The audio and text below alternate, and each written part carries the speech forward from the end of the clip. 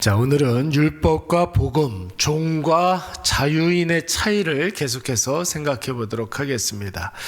오늘 본문에서 바울은 율법과 복음의 차이를, 종과 자유인의 차이를 아브라함의 두 아내를 통해서 설명하고 있습니다.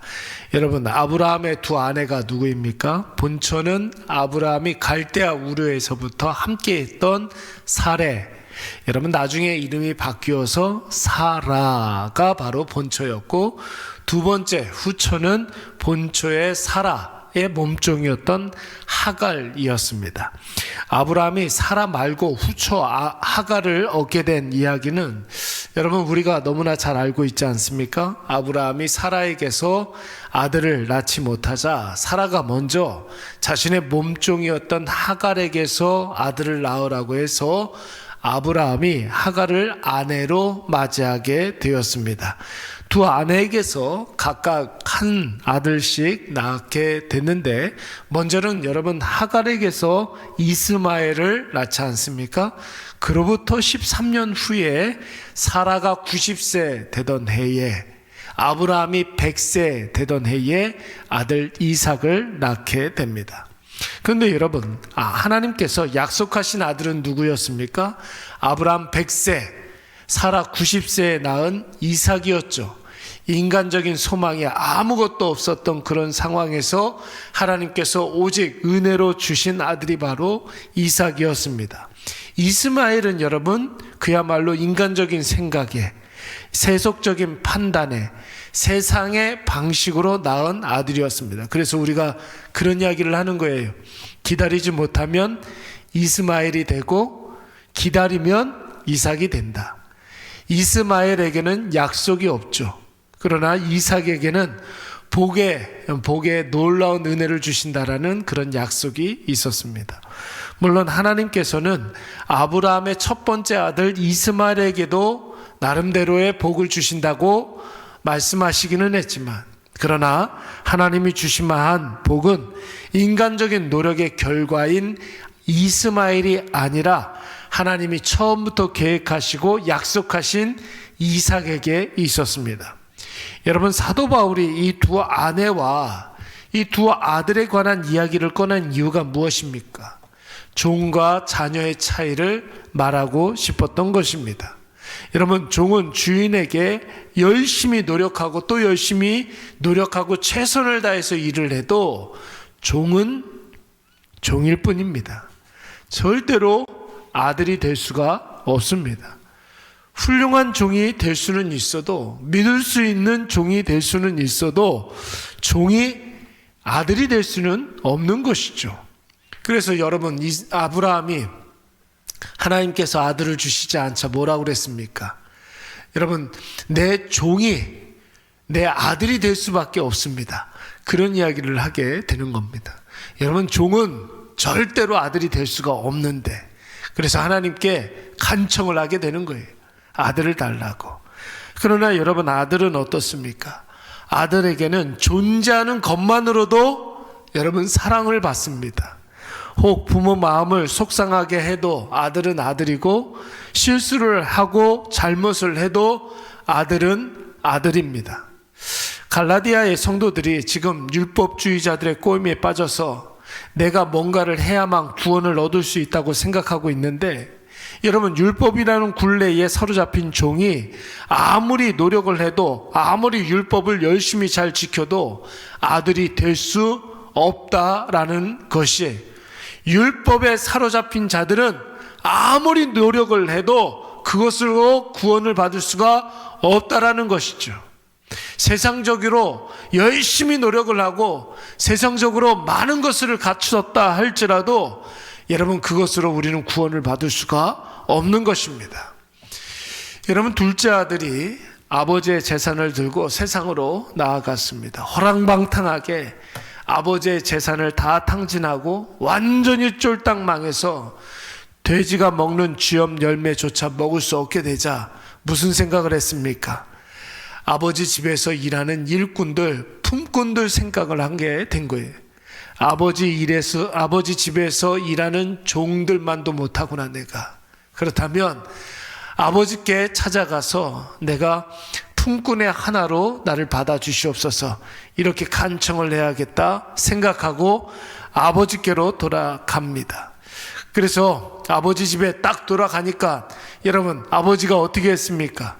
여러분 둘째 아들이 뭐라 하지 않았는데, 둘째 아들이 주저리 뭔가를 이야기하지 않았는데 아버지가 그의 손가락에 가락지를 끼워주고 아들의 옷을 입혀주고 뿐만 아니라 아들이 돌아왔다고 잔치까지 베풀어 주시는 것입니다. 여러분 이게 이상합니까? 여러분 아버지가 아들 대우해 주는 게 이상합니까? 전혀 이상하지가 않습니다. 우리가 하나님의 자녀이기 때문에 하나님은 우리가 존재하는 것만으로도 우리를 아들 대접을 해 주는 것이, 둘째 아들이 한 행동만 놓고 보면 그는 종 이하의 대접을 받아야 마땅하지만 그가 아들이었기 때문에 아버지는 아들을 아들 대접을 해 주었던 것입니다. 여러분 왜 이런 이야기가 중요합니까? 나라는 존재가 종이 아니라 아들이라는 것이죠. 세상 방식으로 살아가는 종이 아니라, 세상의 지혜로 살아가는 종이 아니라 은혜로 살아가는 존재라는 거예요. 아들이라는 것입니다. 세상 살면서 열심히 살 필요가 없다, 노력할 필요가 없다, 최선을 다하지 말고 오로지 기도만 열심히 해라, 여러분 이런 뜻이 아니죠. 본질적으로 우리는 하나님이 조건 없이 대가 없이 하나님의 자녀 삼아 주셨기 때문에 내가 하나님 자녀됨을 늘 인식하며 살아야 한다라는 것입니다. 내가 하나님의 자녀구나, 이 확실한 자기 정체성을 가지고 살아야 한다라는 거예요. 그래서 늘 여러분들에게 강조하듯이 첫 번째 나 자신에게 질문해야 될 그 질문이 무엇이었습니까? 나는 하나님 앞에 어떤 존재냐? 내가 하나님 앞에 살아가는 하나님의 자녀로 살아가야 된다는 것이, 여러분 그리스도인들도 돈을 벌어야 합니다.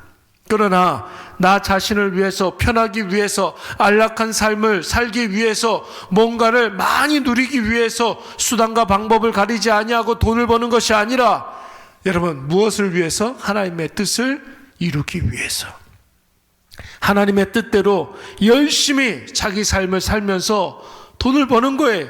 그때 돈은 내가 버는 것이 아니라 하나님께서 나에게 은혜로 주시는 것이죠. 여러분 은혜는 사용하라고 주신 것입니다. 축적하느라고, 여러분 썩어서 뭉들어지라고 하나님께서 은혜를 주신 것이 아니에요. 여러분 그 돈이 하나님의 은혜로 여겨질 때 여러분 나를 드러내기 위해서 쓰는 것이 아니라 하나님의 영광을 위해서 선하게 사용할 수 있게 되는 줄로 믿습니다. 그래서 여러분 하나님께서 사용하시는 돈은 깨끗한 곳으로 모이게 돼 있어요. 여러분 그 돈이 악하게 쓰여지는 곳으로는 절대로 가지 않습니다. 하나님께서 사용하시는 돈은 여러분 깨끗한 곳에 모여서 하나님을 드러내고 선한 일에 쓰임을 받기 위해서 그 돈이 그쪽으로 가는 거예요. 그리스도인들도 여러분 높은 자리에 올라가서 권력을 행사하는 사람이 되어야 합니다. 나를 드러내기 위해서, 내 마음대로 살기 위해서, 권력을 소유하기 위해서, 누군가 위에 군림하기 위해서 우리가 권력을 소유하는 것이 아니죠. 그리스도인들이 권력을 소유해야 하는 이유는 무엇이냐면, 권력이 없으면, 힘이 없으면 하지 못하는 일들을 하나님이 주시는 힘으로, 하나님이 주시는 그 자리에서 훨씬 더 효율적으로 더 많은 사람들을 위해서 사용할 수 있기 때문에 그리스도인들도 힘이 필요한 것입니다. 여러분 자기 자신이 누구인지를 인식하는 것은 이처럼 매우 중요한 일이죠. 내가 율법에 사로잡혀 사는 사람들은 나의 나됨이 인생의 출발점이 됩니다. 여러분 그렇게 되면 결국 하나님과 상관없이 살다가 내가 자꾸만 하나님이 되려고 하는 거예요. 여러분 그런 인생은 결국 공허와 허물을 만나게 되고, 여러분 결정적인 순간이 되면 낙심과 절망으로 끝나버리는 그런 인생이 되고 말아버리는 것입니다. 오늘 저와 여러분은 하나님이 주신 이 귀한 하루를 하나님 자녀됨에서부터 시작하시기 바랍니다. 내가 하나님의 자녀이구나. 내가 예수 그리스도를 믿어서 하나님의 자녀가 되었구나. 여러분, 이 인식으로부터 시작해야 오늘 하루를 은혜로 살아갈 수가 있는 것이고, 우리의 하루라는 그 그릇 가운데 하나님의 은혜를 많이 담을 수가 있는 것입니다. 여러분, 오늘 이것을 꼭 기억하셔서 조급하여서 여러분 이스마엘로 끝나버리지 마시고, 여러분 얼마나 비참한 그런 인생으로 살아갑니까? 이스마엘로 끝나지 마시고 기다리며 하나님의 은혜를 구하면서 그 은혜를 채우면서 하나님의 놀라운 그 역사하심을 기대하면서 이삭의 축복을 누리시는 저와 여러분이 되시기를 간절히 축원합니다. 우리 잠깐 기도합니다.